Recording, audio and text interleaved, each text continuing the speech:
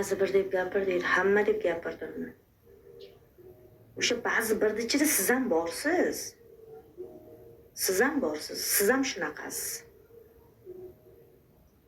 Erkak bo'lib g'ururing bo'lganda sen menga kirib negativ yozmas eding dalboyibga o'xshab.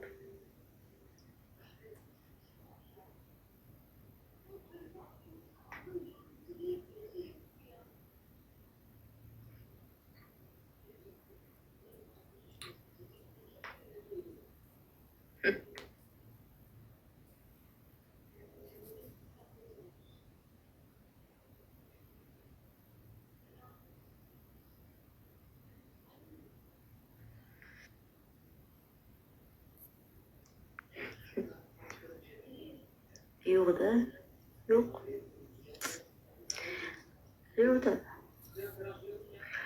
Puli bor, o'zini karyerasi bor, o'ziga to'q erkak, o'zini panyatkasi bor, aqli hushi joyida erkak biror efirga kirib o'zidan o'zi negativ yozmaydi.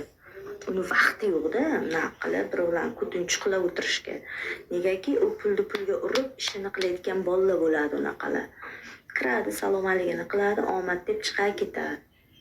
Ammo yerda o'tirgan cho'rtlar bor-ku, mana negativ yozayotgan, hammasi negativ yozayotganlar. Ular qilayotgan ishi yo'q. Ko'tigacha kredit, qo'ldagi telefon kredit, uchgan qushdan qarzi bor. Qo'shnisida magazinda qarzi bor. Narigi mahalladan aylanib o'tib kirib uyiga uxlaydi. Telefon tinmaydi. Pulni qachon berasan, qachon qarzing berasan deydi. Ana shunaqa bolalar-da, mana shu negativ yozayotganlar. O'zini bosib olgan, tutib olgan, atrof quruq chotki bolalar, o'zi tushib panetkasi bor inson birovga kirib negativ yozmaydi. Qisqa va lo'nda qilib aytganda. Men efirda yoqamanda, kuzatib o'tiramanda, kim nima yozayapti, nima deyapti-da.